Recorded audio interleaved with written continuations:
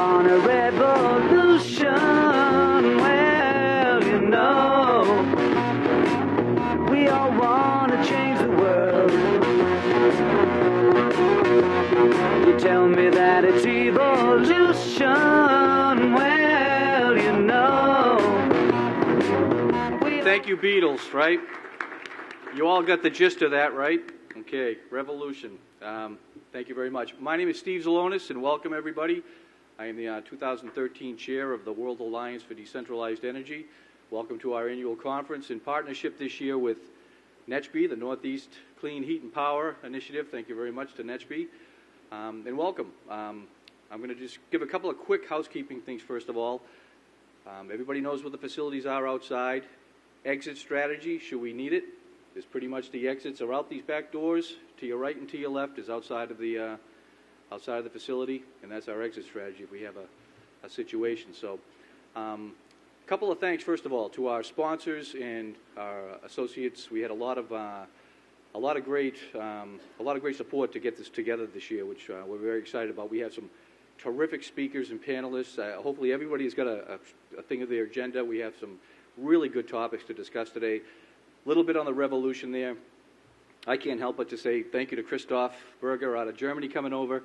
Kind of the impetus to this whole thing, Christoph, you'll see a little bit later out of, he wrote a book, The Decentralized Energy Revolution. So he kind of gave us the spirit to get this going in Boston this year. So thank you very much for that, Christoph. Quickly, I want to thank, yesterday we had a great workshop for those that were able to attend over at the Harpoon Brewery. We had a CHP workshop where thank you to some of the supporting groups, AZ Corporation. We had Energy gave a 4 credit for PE credits for all the professional engineers that wanted to come learn about combined heat and power. Thank you to Dresser Rand for their participation, and we had a really good, successful workshop yesterday. So we have a lot to do within this day and a half. So I'm going to move very quickly right now over to introduce our executive director, Mr. David Sweet from Wade, to get the party going. Thank you very much.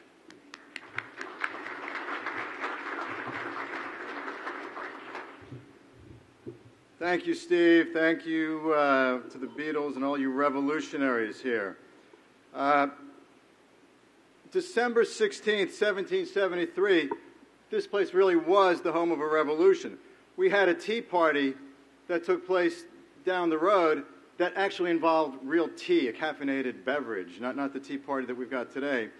So I think it's very fitting. This really is ground zero for the decentralized energy revolution in many respects because of the gas and power situation here. And that's why I'm very excited about the opening panel that we have today. And we're going to have a little perspective from the power side of the business, from the gas side of the business, and then also how the revolution is driving environmental change and the opportunities for this to improve the environment. And that's always been probably the main message of Wade, is that decentralized energy technologies, it's a win-win for the economy and for the environment. You don't need to sacrifice one for the other. What I'm going to do, the bios should have been provided. You should have a copy on each table of everybody's bio. I'm going to make a little exception for some of the people in this opening session. We're really not going to go very deep into most of the bios, but for the first speaker, Jim Rogers, very pleased that he could be here. He was just named by Power Engineering Magazine the most influential person in the power generation business. And those things are, they're always great honors. But what's interesting is who was number 2 was Jack Welch. So that's a significant honor to be number 1 compared to Jack Welch in any regard. Jim, I'm sure he doesn't remember me from back when, but a million years ago, Jim was one of the cool guys at FERC, wearing the nice suits, and I was just the lowly, rate jockey trying to figure some things out. So, I saw the cool guys in the nice suits. And, yeah, maybe I ought to go to law school. So, Jim, it was influential even back then. So, great honor. Oh, and the fact that Jim is here, that they let him into Boston. I didn't see the Monday night game, but I guess he flew out of Charlotte. So I was talking. He said, "What controversy?" So, anyway, with that, I'm going to turn the floor over to Jim. It's a pleasure for us to have you here, and thank you so much.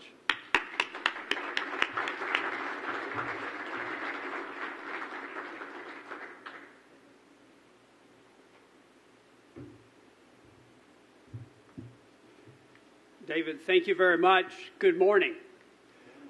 I am delighted to be here today. David, you have to understand, he did all the work. I tried to take all the credit. That's what CEOs do as well as what lawyers often try to do. So I'm doubly blessed with that background. I should say, as I listened to the Beatles, the best way to kind of characterize my presentation is to simply say I'm the Motown sound trying to block the invasion of the Beatles. Okay, not perfect. I love both the Beatles and the Motown sound, and there's a place for both. And I actually think that's the bottom line of this presentation, is I think there is a place for a new utility with a new business model in the 21st century, as well as a place for decentralized generation. We need to avoid the tyranny of either one or the other. I think our country needs both for a variety of different reasons. But my job is simply to paint the picture of where utilities are and where they will be over the next decade. First, let me start just with a simple concept of demand. Go back to 1950, and the demand growth was about 10% annually for electricity. By the time it was in the 70s, we were looking at 5% growth. By the time we got to the 90s, it was about 2.5% growth. And we sit here today in 2013, and we're looking at anemic to flat, maybe declining demand. What's driving that? Well, there's several things, actually. There is appliance standards, there is building standards, there are new technologies. I've never seen so many new technologies that lead to productivity gains, not just in the generation, distribution, and transmission, but as well as in the use of electricity. So these factors are converging, and they're pushing down demand. Now, that is a really important point. When you think about the business model that utilities used in the 20th century to provide universal access to every home and business in this country, a remarkable achievement, particularly when you put it in the context of the 1.2 billion people in the world who have no access to electricity, or the 3 billion who are underserved. So we did that, but we did it with a model that was predicated on the growth in demand. So now we're looking out to a future where there is going to be no significant growth in the demand of electricity, and that has implications for utilities and how they think about the business. The other major thing that we need to think about is that virtually every power plant in the United States will be retired and replaced by 2050. What does that mean? Well, almost 20% of our electricity comes from nuclear, and they will be at the end of their 60-year life between now and 2050. For Duke, our first plant, to retire, assuming we don't extend the life to 80 years, and there is a debate about whether you should or you shouldn't. But the bottom line is, if you don't, you're going to have to retire it for us by 2031 and replace it. Now, nuclear is very important in the United States because 70% of our carbon-free electricity comes from nuclear. So from an environmental standpoint, it is really very key. Plus, you don't have SOx, NOx, mercury, fine particulate to deal with when you deal with a nuclear plant. So you're going to have to retire and replace the nuclear plants. The old coal plants are going to be retired and replaced. We just finished a modernization program where at the end of the day we built gas units and advanced coal plants, but it's allowed us to shut down 90 old coal plants that are too small and too inefficient, too many emissions to be able to operate in our modernized fleet. But nonetheless, those that remain will be retired and replaced. So what does that mean? That means that you're not really fighting an incumbent if you're a distributor. You have distributed generation. You're really looking at competition with a new fleet at current cost to build new, not the depreciated cost of the old. So that's a way to think about it. But it also is going to have the effect of driving rates up. So if you see the rates going up for utilities at the same time, you see demand flat, the flat demand will only accelerate the increase in the price. At the same time, there's going to be significant dollars spent to transform the grid from analog to digital, said another way, to move to two-way communication, which will also improve the efficiency of the grid, to have that kind of communication across the grid. So those investments are going to be made at the same time, which will also drive prices up. So the question really becomes, what is the role of a utility in the 21st century? I think that we morph into more of an optimizer all the way from the generation source, whether it's central station or distributed gen, but the optimizer of the use of electricity all the way to the device. We don't stop at the meter, we go all the way to the device. That's the business model in my head. So now we have to work with state commissions around the country to change it. And state commissions are reluctant to change what has been in place, because you don't only have to change it at the commission, you have to change it at the legislature, and there is a reluctance to change what has been put in place and which has done a good job to date of providing affordable, reliable, increasingly clean electricity 24/7, 365 days a year. So changing that model is going to be critical to the success of utilities, and it's in your interest for the utilities to be successful, because not only will they be optimizing, but they also play the role of being in a sense, a battery for everybody that's attached to them. Where you're a distributed generation operator, whether you have got solar on the rooftop, whether you have a Nest thermostat. But at the end of the day, the utilities role will be optimizer. It will be primarily a battery for the entire system. Now, we haven't thought of ourselves that way in the past. That's a different way to think about it. But there's another dynamic that's going on that I just want to take a minute to talk about, because this is important. When I talked about investing in the grid, I believe when you look at the increasing number of cyber attacks on the grid, when you look at the potential for terrorist attack on the grid, when you look at the number of storms, and it seems the number of storms are growing, the ability to restore service, it is going to be critical that we think about how do we build microgrids to isolate key facilities on the system. And again, this is where distributed generation plays a role in making that a reality, because that will protect. I mean, in fact, the Department of Defense is doing significant expenditures today to try to island all of their facilities, not just in the U.S., but around the world, because they see that as an opportunity, quite frankly, to protect and secure the energy for that key facility. Now, the Department of Defense, money is not an object,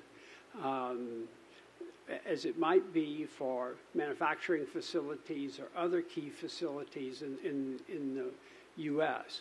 But I think what's important to recognize is that as we move forward, we're going to redesign the grid. At the same time, we're going to retire and replace the fleet. All of this combined drives prices up. And that changes the economics, or at least the comparative economics, between the cost from a power company versus a cost from distributed generation. Because if you think of solar on the rooftop, for instance, the actual solar panel cost is going down, the installation cost is going down, and I think that will continue forward in the future. Oh, is that time out or time up? But let me, if I may, say that it is going to be much more difficult to make this transition. It's easy for me to stand up here and talk about it than it is to actually do. I sort of hinted at the fact that it's going to be difficult to change legislators and regulators. It's going to be difficult for the utility industry to wrap their head around the new role that they have, but they will over time, and they will adapt. But this is a more fundamental change than has happened. Plus, in the U.S., it's hard to say there's one size fits all. I mean, think about the U.S. It's 50 states. It's like 50 different countries. I tell people that I'm steeped in international relations because I deal with North Carolina versus South Carolina, or Kentucky, or Indiana, or Ohio, because every state is like a different country.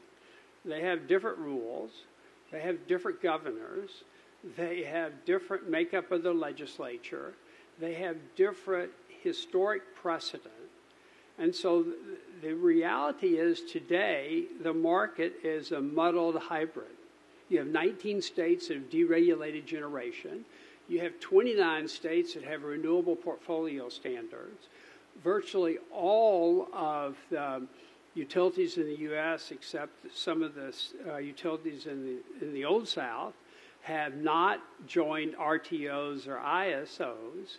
So you have a really mixed up situation, and there's not one size that fits all in terms of the power sector in the United States. And I think that is a very important insight to keep in mind as you think about it, because you have to think about policy and regulation state by state by state in order to be effective executing whatever strategy you have in order to be successful in the U.S.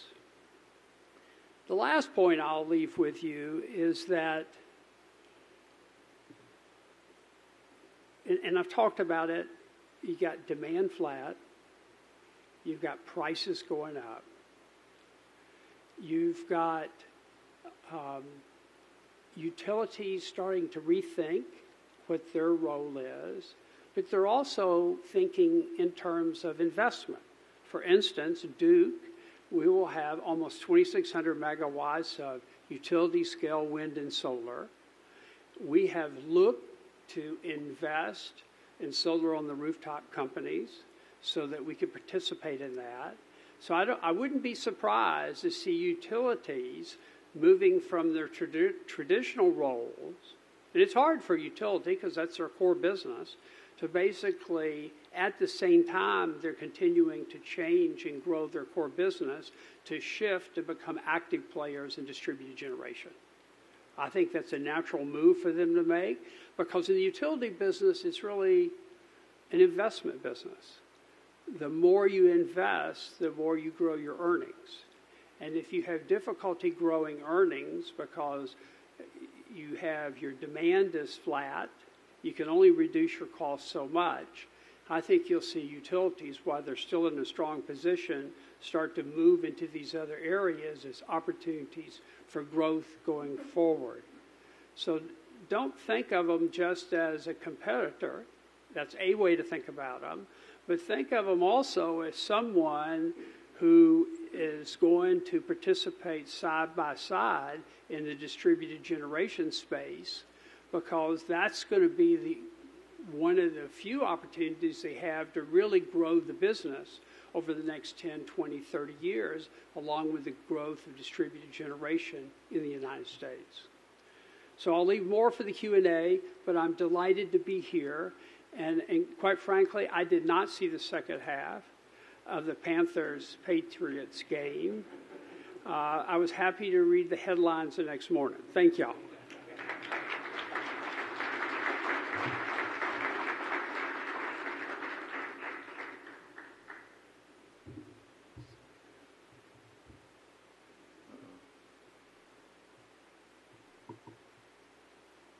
I think I need help. I hope it's not going to play the Beatles again.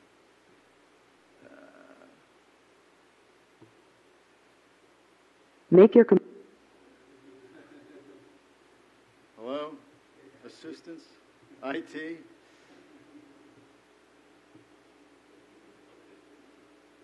Oh, here we go. Okay, I think we got it. Let me get in closer.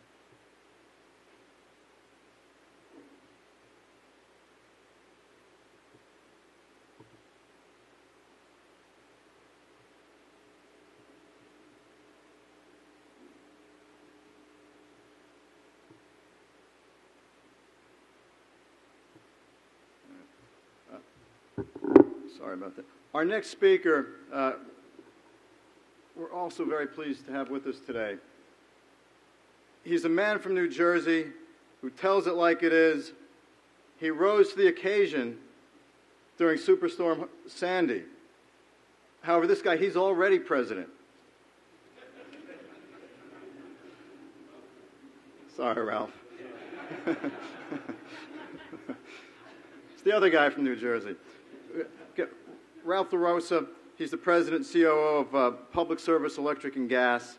He's also very active in the American Gas Association. We thank AGA for facilitating his appearance. He's the head of the AGA Policy Committee. So we're very pleased that Ralph is here to tell us about the gas side of the revolution. Thanks, Ralph.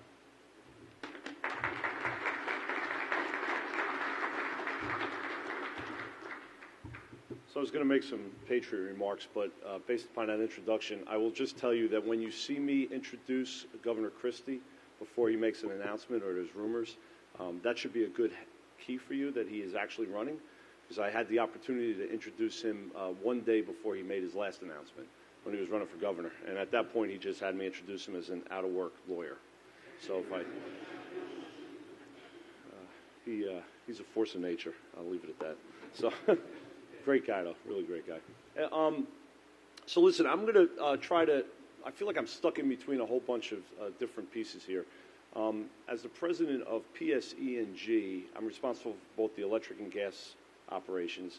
As David said, I play a role at AGA in the policy group, but I also lived through Superstorm Sandy. So I'm going to try to tie a bunch of those pieces together. And if I have one takeaway for all of you when I'm done with this couple of slides that I have, it's that we all need to work together. The world is changing. I think Jim hit on everything that is absolutely accurate. But we're not the bad guys. The utilities are not the bad guys. We're trying to find solutions. And what I will just warn everyone in this room who talks about the revolution and what's going on is this. Thomas Edison helped design our system 105 years ago. And when they built that first power plant in Lower Manhattan, the first one that popped up in New Jersey was a decentralized generation plant. Right? It was distributed generation. And I can guarantee you that the only generation that my kids care about is what's in here. And I don't know how we're going to generate power from in here, but someday you all will be sitting in a room and there'll be a bunch of other people that'll be talking about the generation. We're going to generate everything from this little device. I don't know how we'll do it. I told my son, he asked me one day, what should I do when I grow up? He's 15. I said, figure out a battery. He goes, but I'll put you out of business. I said, no, I got a lot of time to keep those wires up in the air. So let's just find a way to continue to work together, and hopefully that's what this talk will leave. And I think, Jim, that was really the message that you were trying to leave as well. So let me give you a little bit about PSE&G, and it kind of puts it in context for New Jersey. If you look at our service territory, that PSE&G operates today, you go from the George Washington Bridge in New York City down to the Ben Franklin Bridge in Philadelphia, draw a straight line and go 30 miles on each side, and we stuff about 2.6 million customers in that 60-mile swath through the center of New Jersey. Very diverse customer base. We have 7 major cities, some of which are larger than some of the other major cities around in different states around the country. But by investing in that type of geography and servicing those types of customers, we've learned a lot over the years, and hopefully, again, I'll translate some of that for you today. New Jersey itself, I think, is at the forefront of a lot of issues on distributed generation, and maybe without even knowing it. If you look at our energy master plan that the state has adopted, and it's been adopted through all the different administrations. I think Governor Corzine was the first one to kick it in about 10 years since it had been revisited. Governor Christie has revisited it again, but in a short time frame and tweaked it a little bit. But you can see the results of what has happened in New Jersey. About 5,000 megawatts of the 20,000 are in some form of distributed generation. Our power company, which is a separate, unregulated subsidiary of our parent, PSEG, services about 10,000 megawatts of central generation, as we speak about it. And not only that, but if you look at what's going on with New Jersey as we go forward, you saw Governor Christie announcing with Secretary Donovan that we're going to look at a microgrid for the New Jersey transit system. That will directly interface with our system at PSEG. In addition to that, we took the initiative to work with the city of Hoboken to find out if we could develop a microgrid type system with the help of the DOE as well. So overall, the policy in New Jersey is very supportive of moving ahead with some type of distributed generation. It may be solar, it may be gas related, but at the end of the day, it's an electron that's coming from a source that it would not have normally come from in the past. So what does PSE&G, what have we done over the years? Well, we really focused on two areas. And we've made these investments in the solar front and on the energy efficiency front. And embedded within energy efficiency is combined heat and power. Wherever there's opportunities for us to invest, as Jim said, we're an investment company. Utilities really are trying to deploy capital to underserved markets. So if the capital market will go ahead and fund something, then go for it. You don't need a utility involved.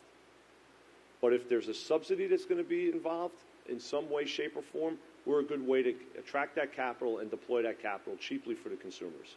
It's that simple.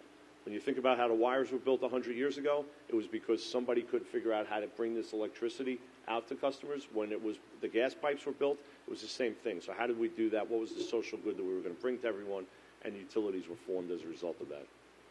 So we have done the same when we looked at distributed generation. And here distributed generation happened to be in solar. We've actually deployed some large-scale solar on landfills in New Jersey, some of the brownfield locations, distributed generation, small pockets, 1 megawatt up to 3 megawatts. We've also done a lot on the solar rooftops, where we've actually helped deploy capital that way by making loans to help close the gap so that a residential customer could have access to solar. And then by presenting that loan and then bringing back the solar renewable energy credits, we paid down the rate base, but the consumer gets access to solar in New Jersey as a result, and we spread that out across the entire rate base. Again, it's a policy decision where everyone was going to pay to help have that distributed generation all around the state. We went so far as we have distributed generation on every one of the poles in New Jersey. We've deployed solar panels. If you drive through New Jersey, we've got crazy solar panels on every pole around the state, feeding directly into the secondary. And as a result of that, we've got some additional benefits that we've brought to consumers across the state. Who in Newark has access to solar power? No one, unless they happen to have some opportunity to enjoy that through this distributed solar that we've done everywhere. So we really try to be supportive. We look at the policy that the state has set, and then we try to deploy solutions to meet that.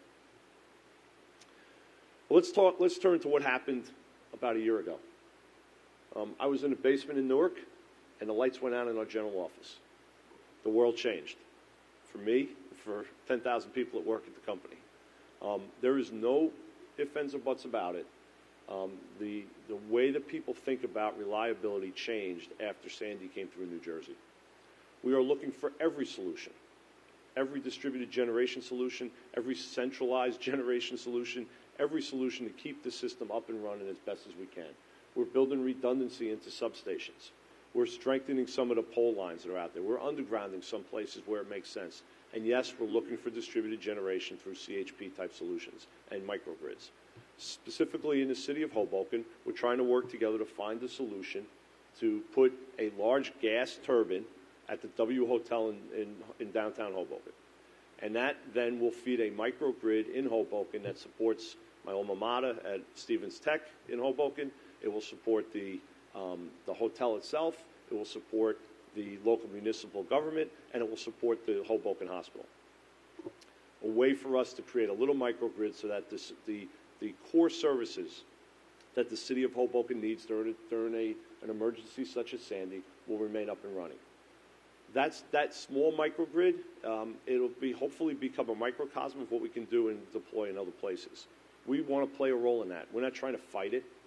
Our generation fleet is not going to be impacted one way or the other by that. As Jim said, many of these plants are going to retire over the next 50 years or so. As we build this out, we work together with suppliers. We hopefully will be providing a solution that not only meets the needs of the policymakers, but also meets the needs of the specific customers in Hoboken.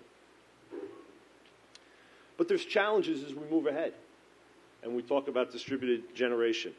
The biggest one is what you saw go on in Arizona this past couple weeks. Who's going to pay for what's left? How are we going to split that up? And that is not just an issue for the utilities. Let's take the PSEG bill and let's split it up as simply as possible. 1/3 of the bill goes to pay for the wires, 1/3 of the bill pays for the commodity, and 1/3 pays for social programs in New Jersey. So, the commodity piece, open. Best man wins. Go in, battle for it. However that's going to happen, it happens. If you want to use our wires, what's a fair price to use to pay for the wires? Let's have that discussion. Let's talk about that. But if you want to use our wires, somebody should be paying for it. I don't know who it should be, but we should be having that discussion. One thing I will fight forever and ever is that we don't have parallel wires. Because the number one thing that matters to me is the safety of our employees.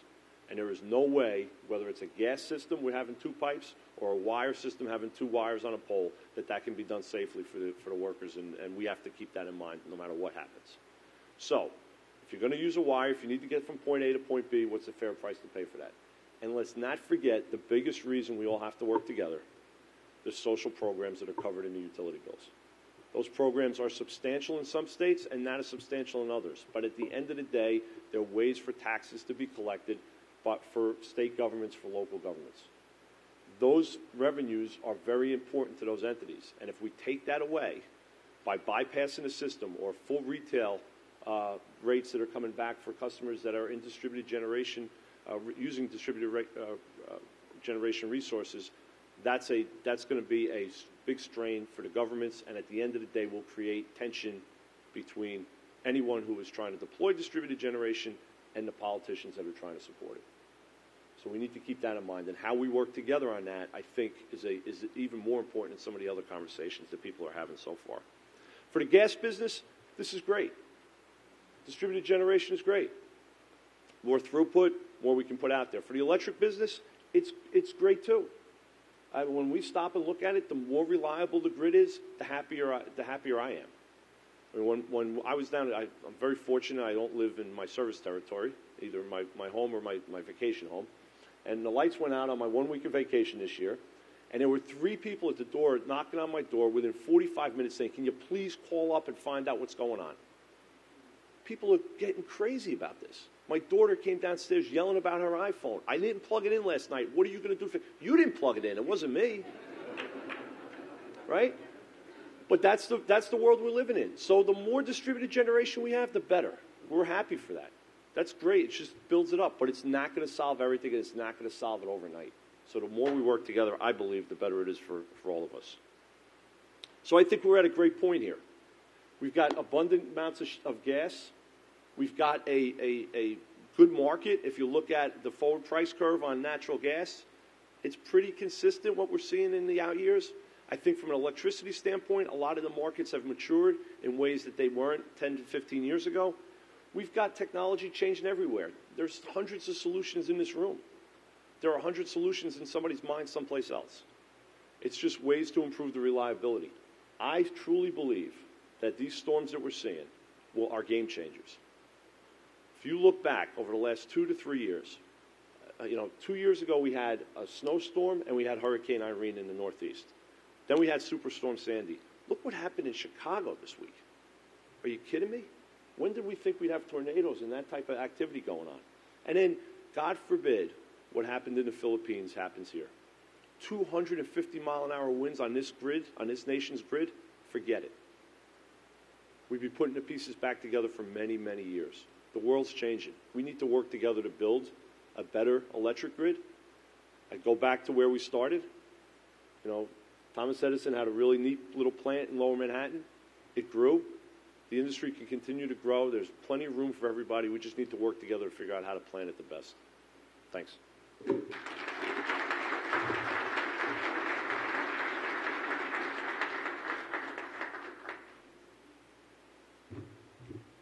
Thank you, Ralph. Great comments. I don't think I'd mess with your daughter, though, about the phone. I'd better pay attention.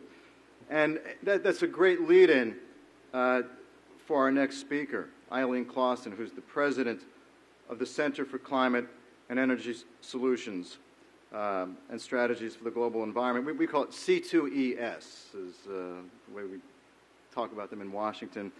And I'm very pleased that Eileen could be here, because she truly is one of the leading voices in Washington on energy, on climate change, and on building bridges between environmental issues and groups and industry, the natural gas industry, the power industry. She's got a great staff, some of whom I think are here today. We've worked with them over the years on different issues. So very pleased that Eileen could be here. Eileen, look forward to your remarks. Thank you.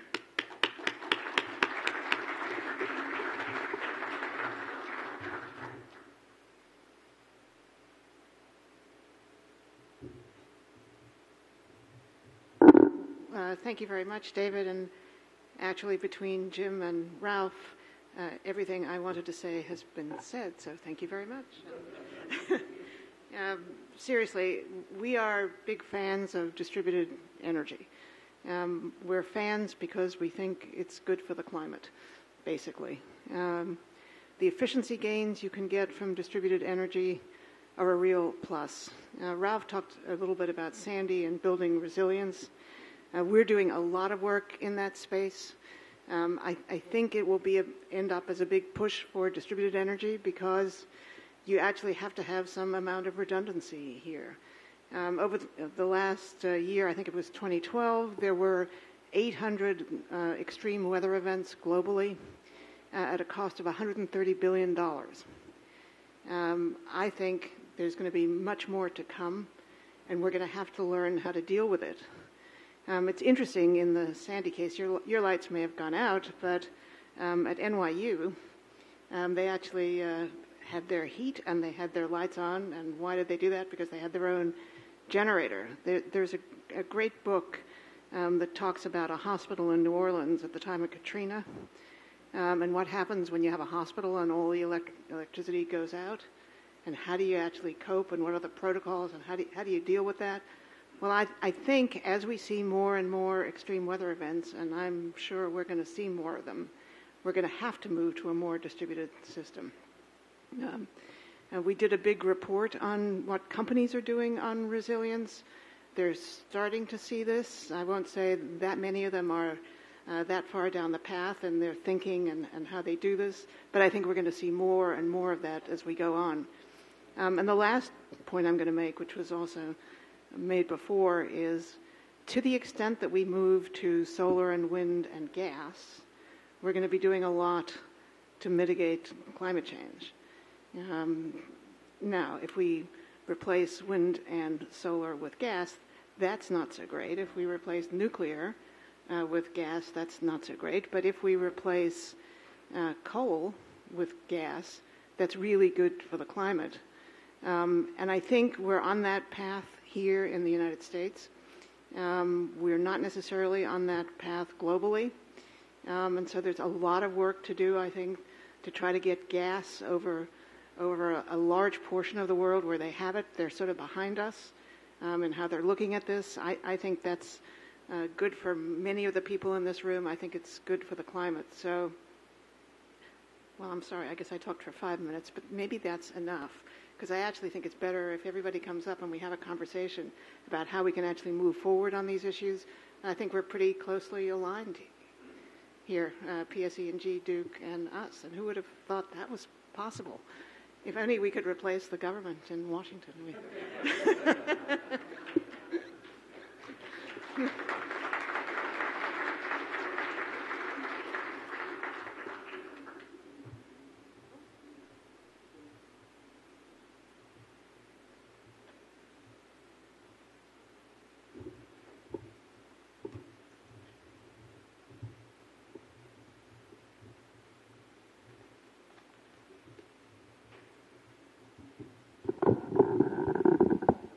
Thank you. Now, this is the panel discussion portion of our program.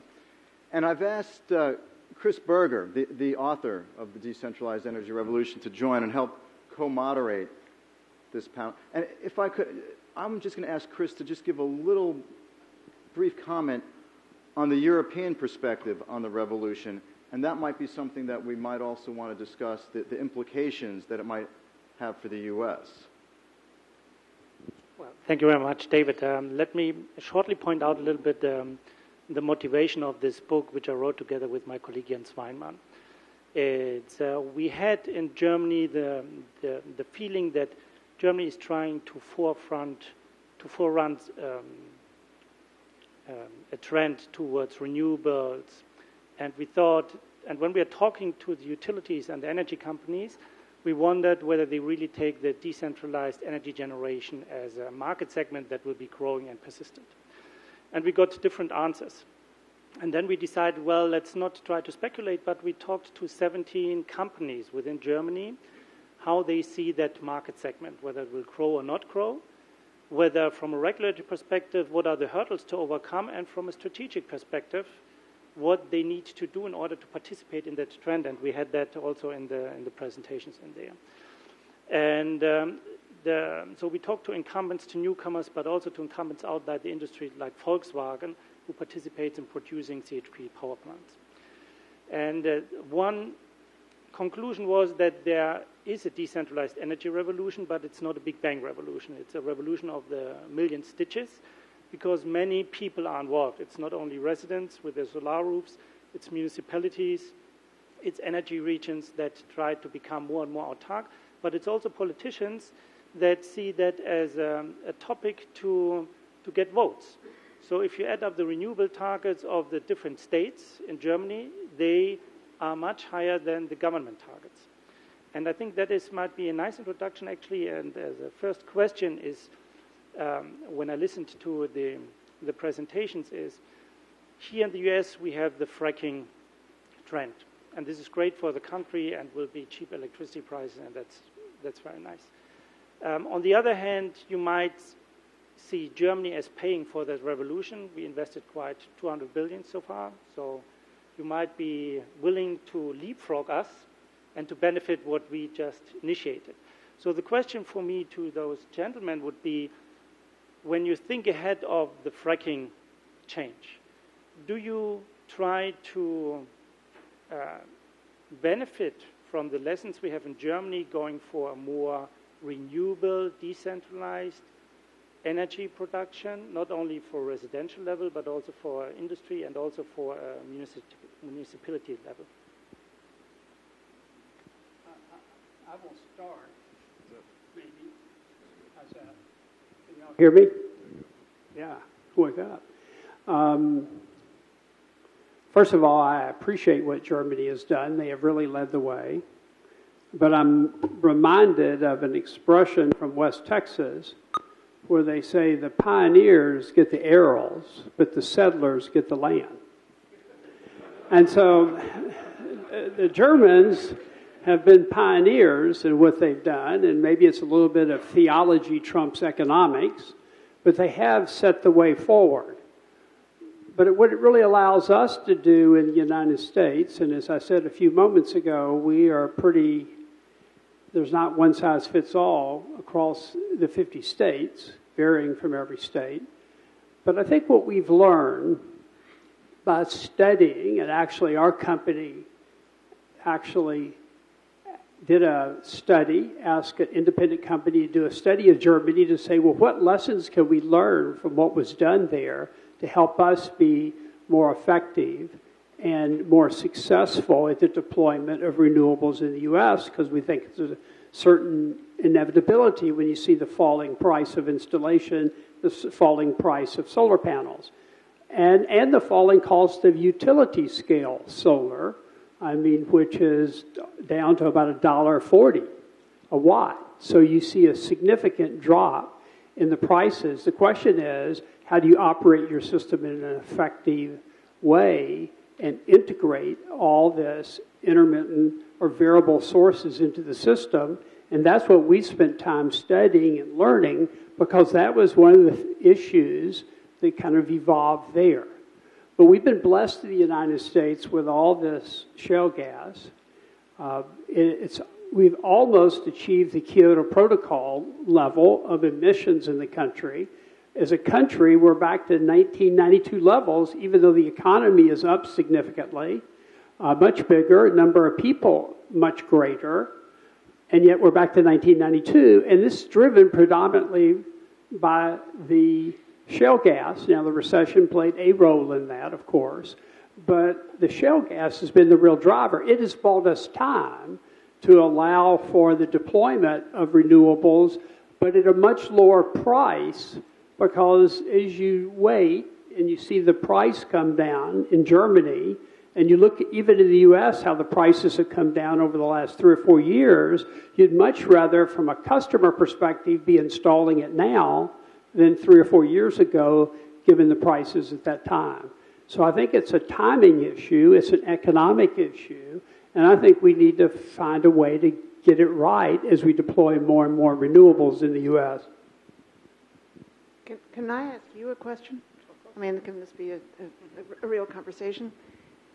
When you look ahead at electricity in Germany, and maybe you end up by doing away with the feed-in tariffs, and you stop with the nuclear, what do you think the picture looks like going forward? Is it a future with a lot more burning of coal or not?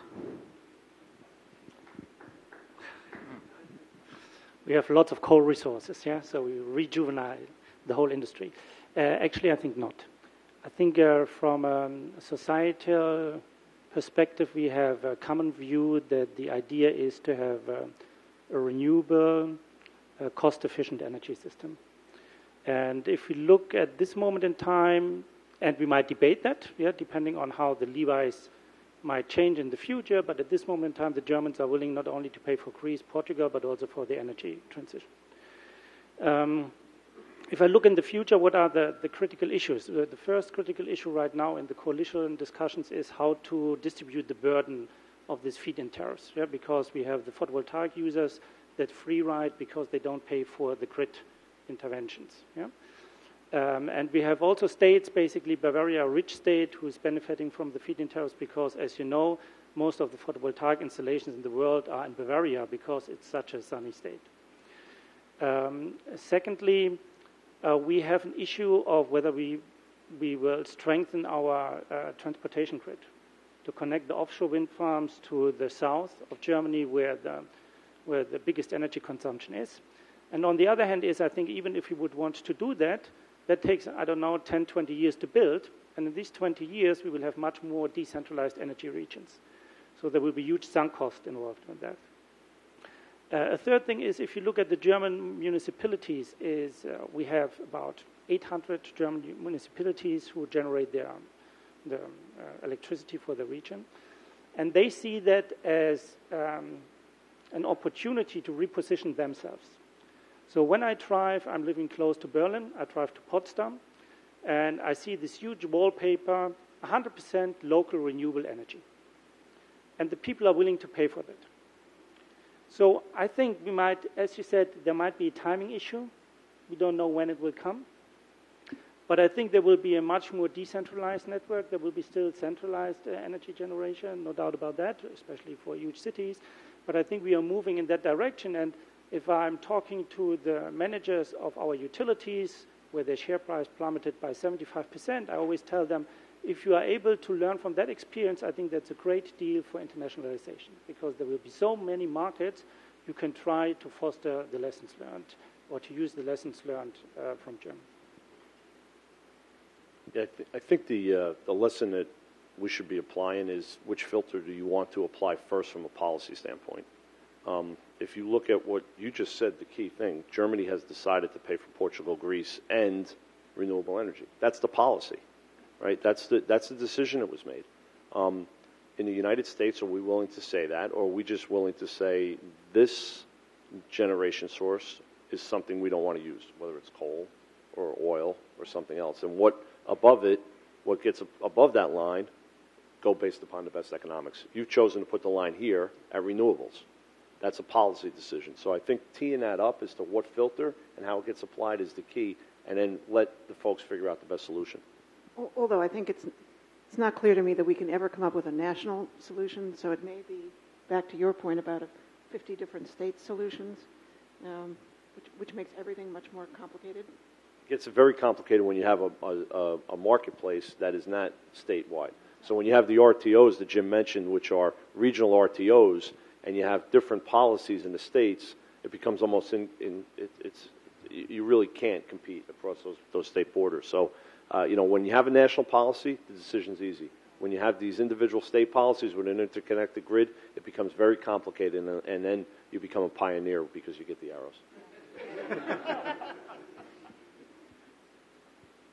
If I could, one of the reasons I think that Jim is so successful, he really is a strategic thinker, and I'll go back to some of your thinking back on the climate change debate, and you put out there the theme of cathedral thinking. You've got to look, the guy that built the cathedral's got to look down the road. He's not going to be around when the cathedral is done. A lot of the people in the room here, they're looking to sell the next deal. They don't necessarily have the luxury of waiting till 2050, 2060, when the generation fleet is replaced. Right now, I think when Christoph mentioned the 75% plunge in share prices, I think investors don't necessarily have cathedral thinking either, nor do the rating agencies. So how does Utility 2.0 square itself with the need to move on longer term to the new business model but the needs of today? I think first I would say is that you got to continuously be modifying your business model. You got to be changing your regulatory model, working in the states that you operate in. And I guess the reality is, if you do a quick look back, in the power sector, for utilities, there's been a continuous erosion of our monopoly starting with 1978 National Energy Act and PURPA. I mean, I look in this room, many of y'all weren't really worried about this then. Because the average age, I'm not even sure what you were doing in 1978, but worried about PURPA was not it. But that was the start, that was actually the start of the erosion of the generation monopoly. Then you had deregulation in the states, and you had the IPPs come in and the renewable portfolio standards. All of that eroded the generation monopoly. Actually, RTOs and ISOs take away from the utility decisions about investments in transmission and the operation of transmission. So there's been an erosion of the transmission monopoly. The only monopoly that remains today, and that's the attack on that is now started with distributed gen as well as with solar on the rooftop, a form of distributed gen, is that there could be, unless we get the pricing right, and Ralph said it very well, we've got to make sure the pricing is appropriate for the use of that distribution network. And so if you're looking ahead, you're saying, well, if renewables are coming, I need to invest in renewables.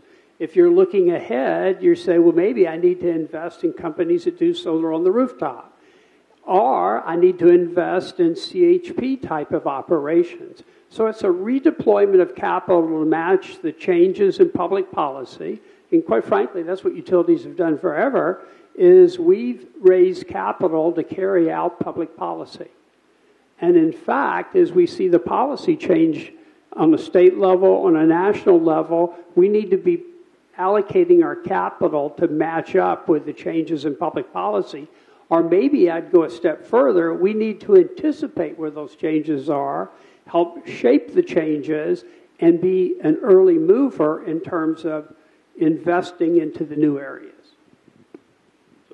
I just said, Dave, specifically when you said where should people look for the next deal, to me it's where you have high prices, because Jim was right about that, right? You create the field gets more of an even playing field where you have the higher prices, so you can do that, as well as where the policy supports it, which is again what was just said.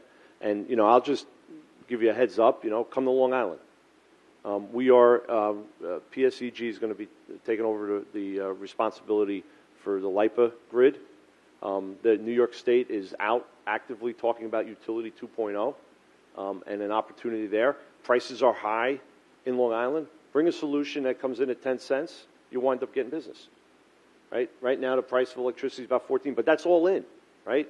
That doesn't mean that there's a state subsidy that's covered up somewhere else. That's all in. Bring something that's at 10 cents. You want to bring some federal money with you? That's great, right? Bring that back to Long Island. But at the end of the day, where the prices are higher, the playing field's flatter, and where the state policy is such that it's supportive of some distributed, that's where the place to look for the next deal is. And I would quickly say, at 10 cents, don't come to the South because you have no chance. And maybe go to California along with the Northeast. Right. That's exactly right.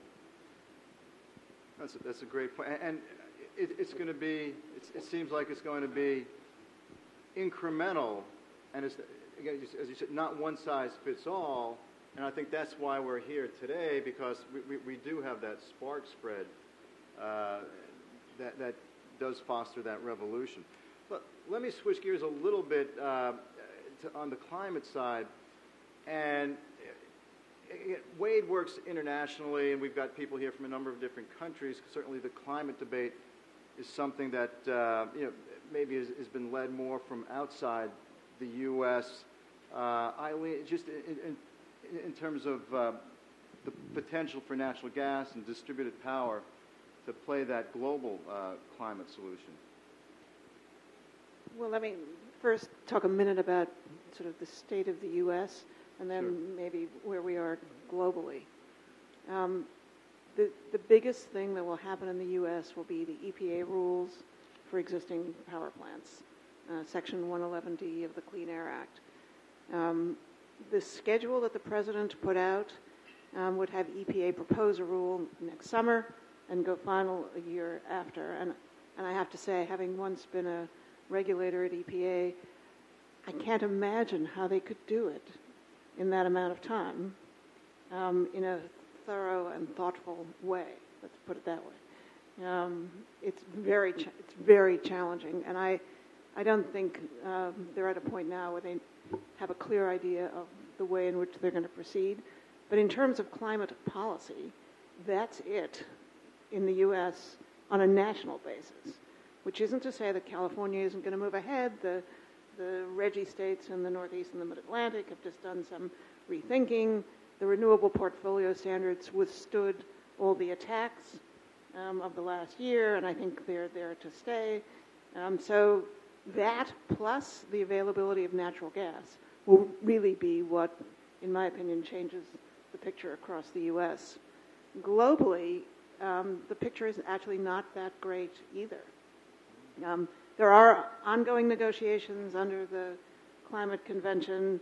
The best that you can hope for in 2015 is a little bit of a bottom-up approach where countries tell everyone what they're going to do, and there's a little jockeying back and forth, and everyone says, you're not doing enough, and you get something that's, I would say, modest at best, and probably not much different than what countries have already decided they're going to do or not do. China is experimenting with all kinds of policy stuff. They're doing some cap-and-trade stuff. They're certainly into the manufacturing thing, but their emissions continue to go through the roof, and I don't see that changing, despite their awareness there of what this might mean. So I actually think the driver here is going to be resilience. I mean, you're going to, instead of only going down the one path of reducing emissions, you actually have to go down two paths at the same time, and I think that's going to be true internationally as well. And the typhoon in the Philippines was maybe one example, but I think we're going to see more of that, and you're going to have a sort of a dual path on a global basis. It's because we're not going to be fast enough on the emission side. I mean, the other side is going to take over, and I think be the driver of changes in energy generation distribution. One quick comment. I think that about more than 80% of the demand in electricity, growth in the demand of electricity between now and 2030 is in the developed countries, not in the industrial countries. And that, you could almost say the same thing for the growth in carbon emissions are going to come from the developed world. So that's going to be a challenge, developing world. And that's going to be a challenge for us. But also there's another challenge that y'all are uniquely positioned to qualify for and to address, and that is the 1.2 billion people that have no access, or the 3 billion people who are underserved, who only get electricity 8 hours a day, 12 hours a day, or 16 hours a day, but need it 24/7. So I think, and quite frankly, I mean, for those 1.2 billion, almost equal to the 1.3 to 4 billion in China, we can't provide electricity to them in the same way the Chinese provide electricity to their people. That would be a nightmare for the climate, for the planet, and for the whole climate issue. It would have an exponential impact on it. So I think coming up with clean approaches to providing electricity in remote areas is going to be another key to managing the climate problem, which is a global problem, over time. Yeah, there's one other thing that I should say. We're way ahead of the rest of the world in terms of natural gas with hydraulic fracturing. There are large segments of the rest of the world that are going to be starting along this path, and there should be huge opportunities with that because it may not happen in Germany, but I think it's going to happen in a lot of other places. But on the fracking, the real advantage is we have the technology, but anybody's looked at the map of the gas pipelines in the United States, we have an incredible infrastructure that doesn't exist in China or to the same extent in Russia or Europe. And so that's an advantage for us. Plus, we have private ownership of mineral rights. And that also spurs this development that won't necessarily happen in countries where the ownership of the mineral rights is held by the government. But don't you see it still being, I still think you're going to start to see it there. It's going to take much longer. I think it'll be way behind, but there's opportunity there. No, I agree. I mean, Eileen's suggestion that it will happen there is correct. The question is when you can get the deployment of the technologies, get the government change, build the infrastructure. All those things will happen, but not at the same speed that has happened in the U.S. Chris, if I may change the topic a little bit. We talked about those markets, centralized, decentralized. We talked about climate change. Let's suppose that the decentralized market will grow. Then the question is that there will be lots of new business models coming up. And the questions to the CEOs and presidents here would be, how do you prepare from an innovation management perspective? How do you try to spot these new business models? How do you try to scale them? You mentioned a little bit, I'm sorting out which companies I should invest in. Is that all, or how is the process set up? Yeah, I mean, I think what we've tried to do from an innovation standpoint is a lot of homegrown and trying to learn as we go. So we've done that on a solar front, where we've done some of the distributed generation I talked about a little bit earlier. We're starting to look at some of the CHP solutions that are potentially out there. Certainly, back to the resiliency comment, we went from literally 5 home generators a year to about 6,000 this year on a resiliency front, because people have determined that that's something they need. So tremendous opportunity for our gas business, and again, so we're learning there. And I think from our standpoint, we really looked at the opportunity on Long Island to not just from a better delivery of reliability for the consumers there, and an opportunity for us to show what we can do, but also to learn, because Long Island is absolutely to us at the epicenter. So we're looking for those opportunities where we can make investments. So again, Utility 2.0, the resiliency that's going to be needed on the island, and the high prices. How can we put those three pieces together?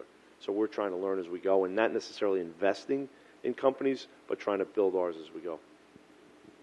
Yeah, we're very similar to Ralph. I mean, he has his Hoboken microgrid. We have a microgrid in South Charlotte that we have smaller than his, but where we test the different technologies. We have 7 battery pilots ongoing now on the system, because we do believe battery technology is at hand, and that will fundamentally change how you think about the resilience of the grid going forward. It will improve it dramatically. It will change your ability to optimize on the grid. So I think doing pilots, working with companies with different technologies, because there's just so many, as I said in my opening remarks, incredible number of new technologies available that translate into productivity gains in the distribution, transmission, as well as use of electricity. So that, to pilot those, to implement those are important, but ultimately you have to invest. And that's the tough challenge for us, because our core business is a utility business, and there's always a struggle. You can talk to any company in any industry where they have a huge core business and then they have their commercial business, in our case, or a separate startup business. They always struggle for the allocation of capital and the share of mind of the senior management. So what we've tried to do is, as I mentioned, invest in utility scale solar, look to invest more in, I mean, we used to own a portfolio of CHP, but we ended up, because we didn't see the opportunities to accelerate it as fast as some of our other businesses, we basically ended up selling it. So the important point here is we will buy and sell in and out of these markets as they mature. And picking the right timing is really the key from our standpoint. Please George, please state your name and affiliation. Is there a microphone in the room? Or if not, just borrow one of these. I'm George Barbari, coming from Dubai, where we had the opportunity to put 4 million tons of cooling in Middle East. But when I look at United States, where district energy, which is associated with combined heat and power, has just 0.17% penetration, and where Thomas Edison started with the first district heating system in New York, and where Dr. Carrier has invented air conditioning. What went wrong in the United States? Also to see here that 90% of the combined heat and power are for industrial. It's not on the menu in the United States. Why it's not touching commercial and residential, while we have examples in Denmark and Iceland and Finland, where district heating covered 60% of terraced houses, which much lower density than the United States. What went wrong in the United States? The countries that invented these technologies. I think, first of all, we had a little different geography. And we accelerate the building of larger and larger central station plants, which brought the costs down, which allowed us to continue to build out over this huge expanse the transmission and distribution to provide electricity. So CHP wasn't such a good answer in the early days because it could be done much cheaper by building bigger central station plants, because I think it's driven, I'd say by geography and by the ability to deliver the electricity at cheaper prices than even CHP at the time. Is that true to you? Yeah, I would agree. And think there's three pieces. The district heating piece that you talked about. I think that, look, let's face facts. The oil industry was pretty strong in the United States as housing was being built. And so there were a lot of oil furnaces in homes. I think that's a big piece of that puzzle. I think that there's innovation that goes on. There's lack of, I would say, national planning, to the conversation we just had about the renewables. That's a piece of it. And the other thing is that growth covers a lot of sins. So we were growing very quickly as a country, and the efficiency wasn't the biggest concern.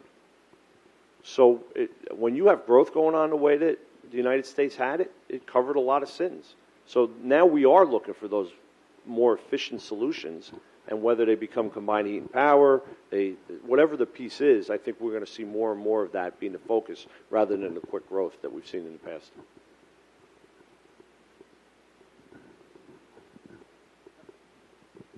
Bill. Hi, I'm Bill Pentland. Thank you for coming. This is more of a statement or a challenge for both Mr. Rogers and Eileen about, in the Northeast, our problem is not lack of demand, it's the huge demand. We have too much demand for natural gas and not the infrastructure to get it there. My concern is that the electric utility industry has a business model that is just too dependent on its own electric business and has not. If you look at the history of Consolidated Edison, it started off as a gas business that was able to evolve, and the key thing was that it controlled the pace of conversion for electricity. It was initially a gas company, and in a century ago, within a decade, it completely changed its business model. This is not, in Eileen, for you, the critical thing here is whether or not we get this gas thing right has dire consequences for the environment. And the one common thing about the people in this room is that most of us aren't selling cheap gasoline generators. When there's a big storm, the most likely thing that's going to happen is people are going to die from those generators. They're cheap, they're not very reliable, and that's what you get as a result. So it's not just climate change, this is public health, right? This is all real, and it all comes down to, are we going to get gas right? And right now, we're not. If you look at the future prices for gas in New England, it's scary, right? The New England ISO is now incentivizing fuel oil, right? We have a problem, and the utilities are the traditional sort of the ones that are good at dealing with these kind of infrastructure build-outs. So that's my comment / challenge. You know, there is a historic challenge in the Northeast. I mean, I came out of the gas pipeline business, and basically most of the pipelines originally built in the 40s brought gas from the Southwest and in the Gulf into the upper Midwest, up into Chicago, up into the Mid-Atlantic, but didn't go all the way up into the Northeast as far. And that was based on the build-out back in the 40s and the 50s of those gas pipelines. And there's always been a debate about how you can extend those pipelines and kind of build them out to get more capacity there. I think one of the answers, and I don't know where the state of play on this is there's a huge opportunity to bring hydroelectric power into the Northeast. But that's been challenged, as I understand it, in terms of whether or not that additional power can be brought into the Northeast. I think that is an answer. I think building out more of the gas generation, because now you have Marcellus clay, the Marcellus play, and that play is closer to the Northeast in terms of moving that gas into the Northeast.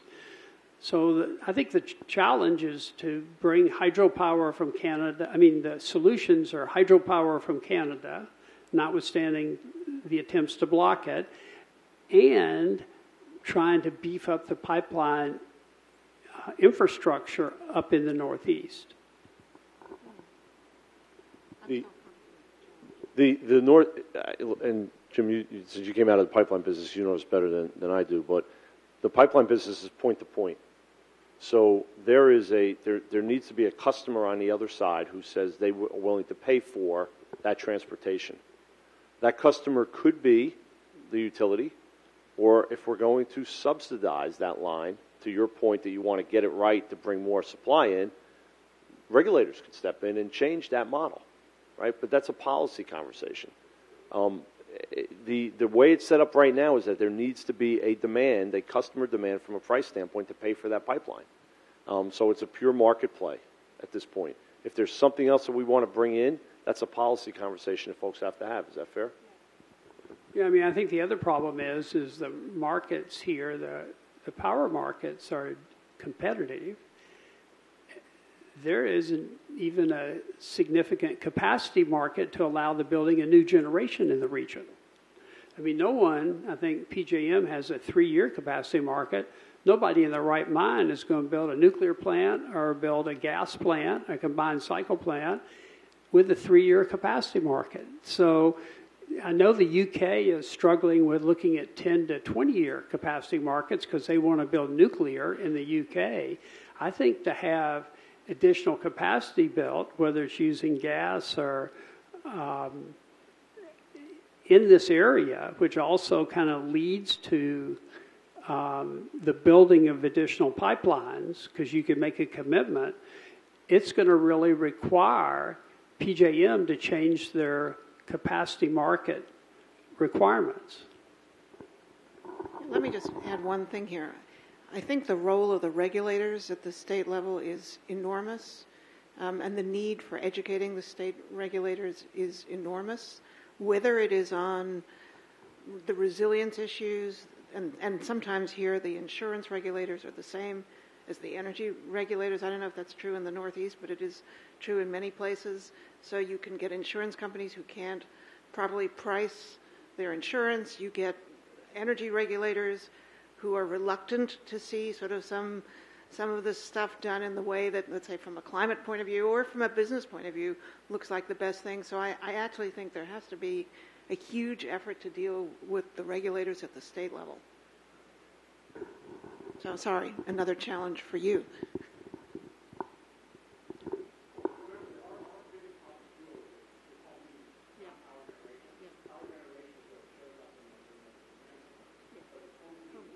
So, and on that front, I was talking to John Dunleavy a couple of days ago from National Grid. I know some National Grid folks here, and John was, they're looking for contractors because they have such a demand to just make the lateral installs into the customers' homes.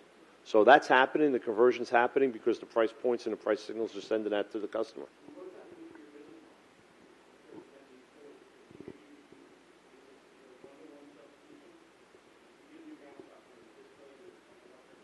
Oh no! I mean, look. Last time I checked, the gas is not going to drive the HDTV, right? So the gas customer is going to displace oil in many cases, and where it's resistant heat, if you've got some electric heat in place, then at the end of the day, that's just going to be a question about how that regulation and how that recovery is going to take place. But the people in this, I think we think that the technology will come.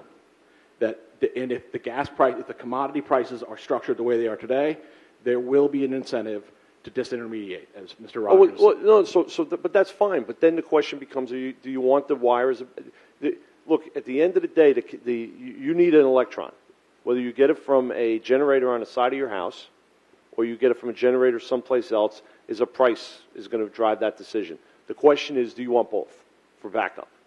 That gets into the resiliency conversation. If you're okay with disconnecting from the grid, that's our problem to figure out.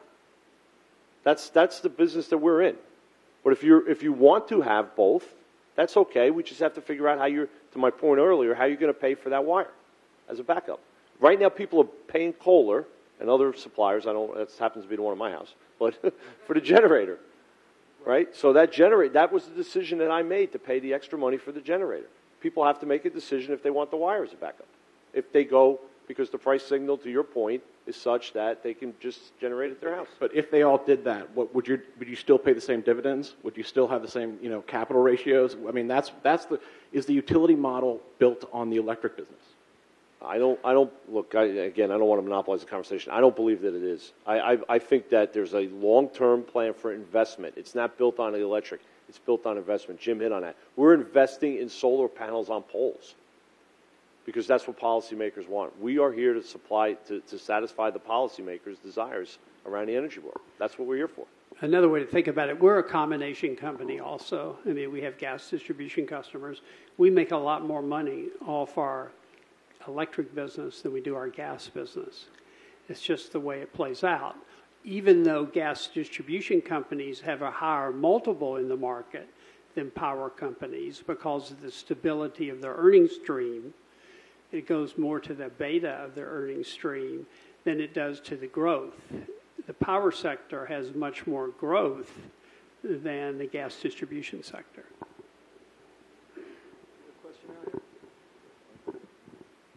Thank you. I'm Joe Camian. I'm with Van Zelm Engineers. I'm a consulting engineer, which essentially makes me technology neutral, energy source neutral. I've always been a strong advocate for energy efficiency and have made it my career to design efficient projects. My question is going to be directed kind of to Eileen, but I need the rest of the panel to chime in. Okay? The regulatory structure sets up electric in a silo, gas in a silo, water, by the way, which is, there's an energy-water nexus that's pretty heavy duty. That's another silo. And until such time as the regulatory system and the captains of the industry start looking holistically that it all has to fit together. You know, the regulators deciding to tell PSEG that you've got to put probably a Chinese-made PV on every pole in your system may or may not be a good idea for New Jersey. So I ask, to Eileen, how can the regulatory system get out of this mode of silo and silo and silo, and each one is its own thing?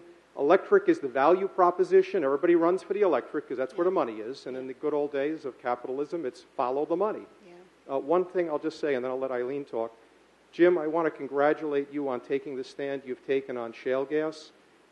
Back, I think it was some months ago, you were interviewed by Bloomberg, and I was amazed to see a guy who's a big player in gas saying, don't export this stuff. I thought that was pretty commendable. But Eileen, thank you. I'll look to see. I like that too. Yeah. I don't actually have an answer for you. I mean, I've been trying for the last 20 years to get people to think broadly about all of this and how these pieces fit together and how you need some kind of an overall policy. And I have to say, I'm not sure we're any further, despite all the efforts, not only by me, but by others up here and others in this room. We're still not there. So we have to get. I mean, we have to get there. It's so logical, but since when has that made a difference? Kind of a true story. In my adopted state of Connecticut, I'm a naturalized Connecticut Yankee. It took like 30 years. I'm originally from Manhattan. They think I talk funny. You should be me. Don Downs was the chairman of the DPUC in Connecticut for, I think, around like 12 years. For 10 years, I would give him my business card, and I would write on it, CHP, and I would try to explain to him. After 10 years, he became fully converted and started to advocate that we have to start looking at the holistic approach. Trouble is, he was only around for 2 more years, and now he's in the afterlife as a consultant. But, I mean, I don't know what else to do other than to appeal to the regulators that are in place. We need to solve this. This is the elephant in the room in terms of trying to do the right thing from an energy perspective. I think I wouldn't go to the regulators. You need to go to the legislature, because the legislature is a place that this kind of thing gets fixed. Or not.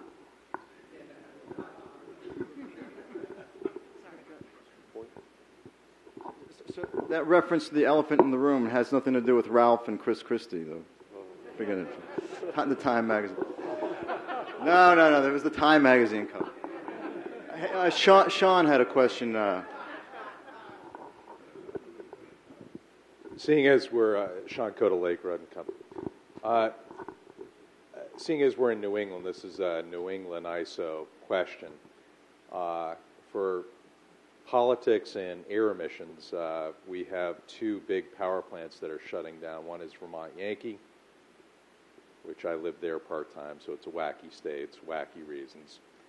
That's about a half gig We've got the, I think it's Dominion runs the Fall River Bradenton facility of 1.5 gigs. So we have 2 gigs that are going offline pretty quick.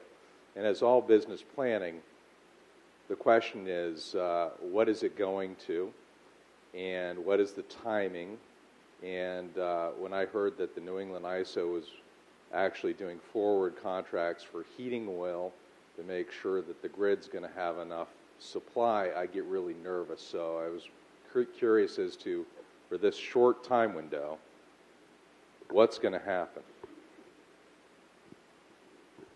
Ralph, I'm deferring to you on this.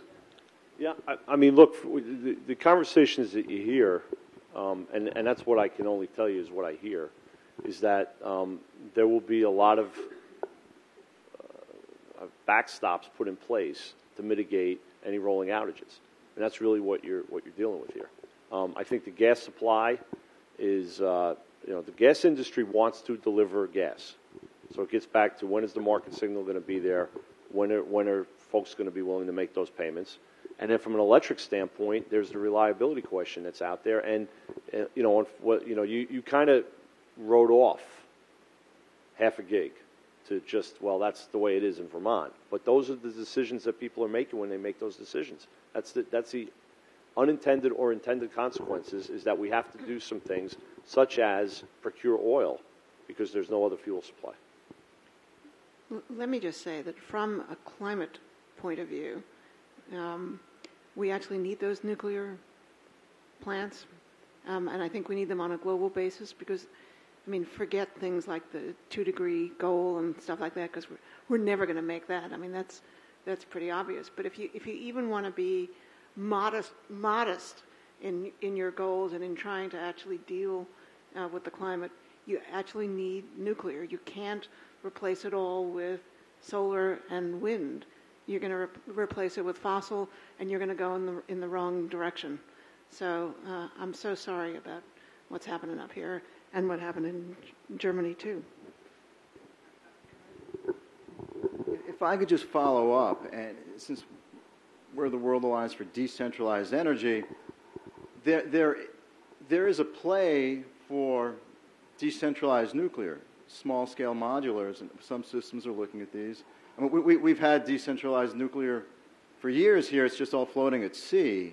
But is there a way to bring it to land? Yeah, Duke is co-investing with TVA in a B&W technology.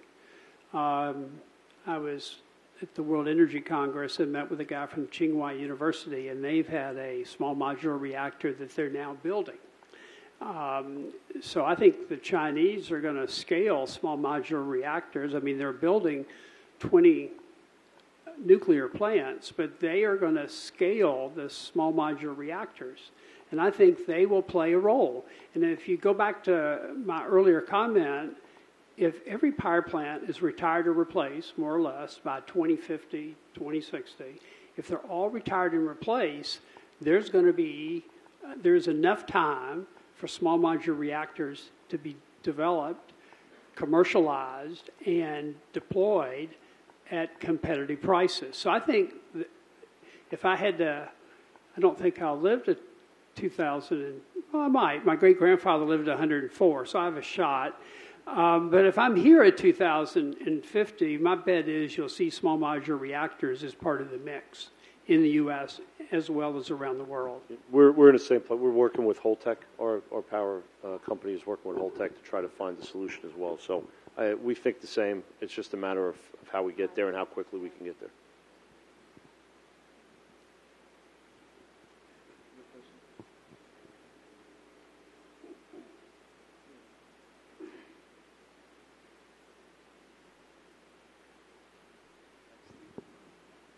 Hello, my name is Wissam Shahar of DC Pro Engineering.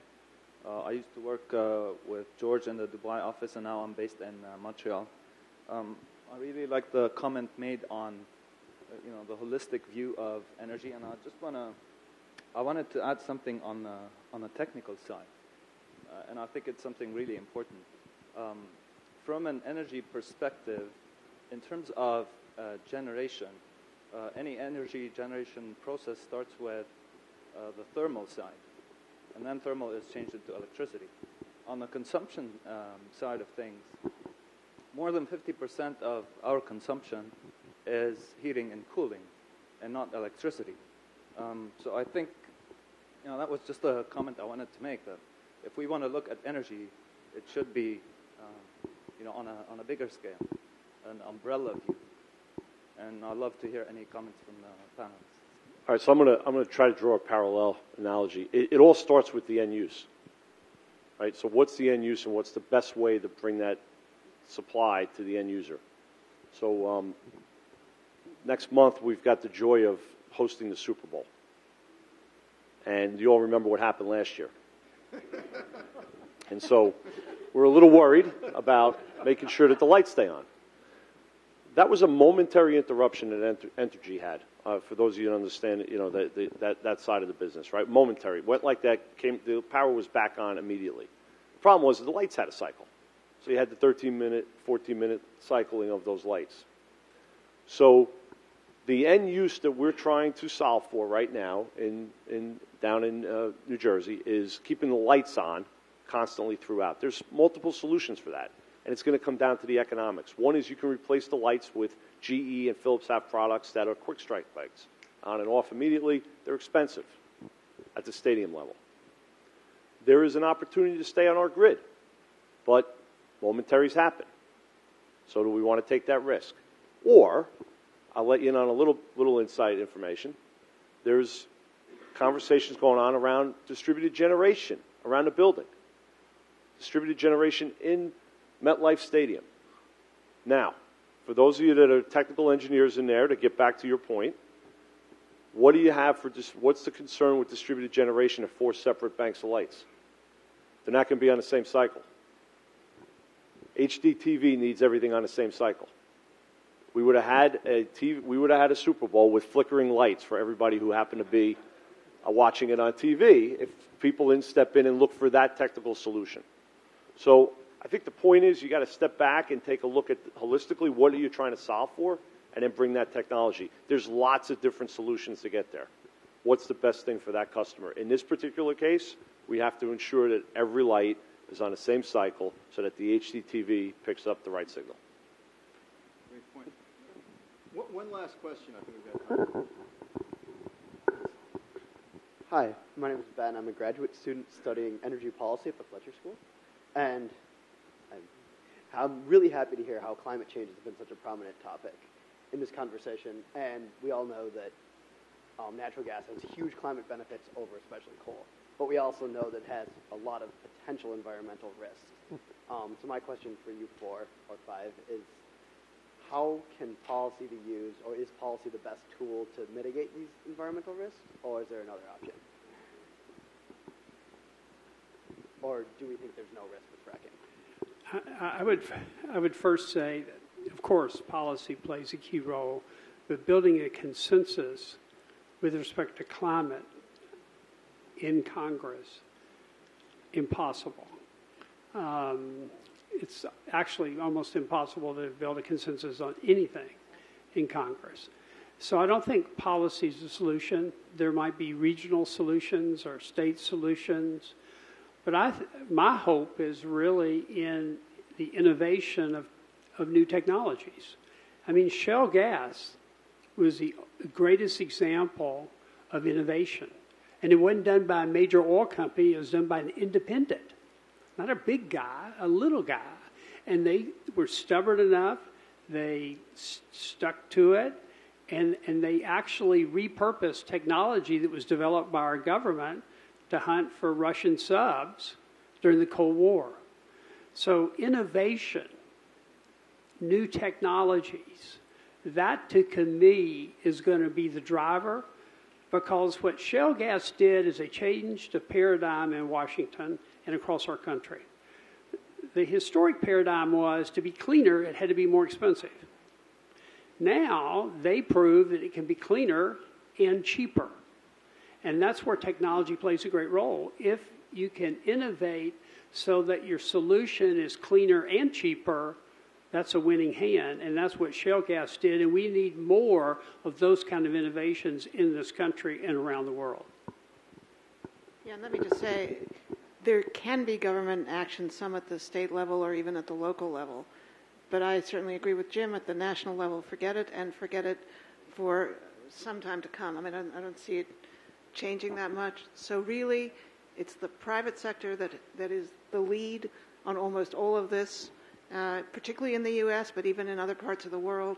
And thank heaven you guys are all interested in doing something here, because you're the only way we're going to get anything done.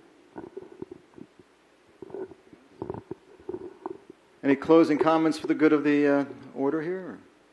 Well, with that, we're out of time. I want to thank our panel. I want to thank all of you. This was really fascinating. And what we've done, Christoph has been kind enough to bring signed copies of his books for all of you. So now you've all joined the revolution. So thanks.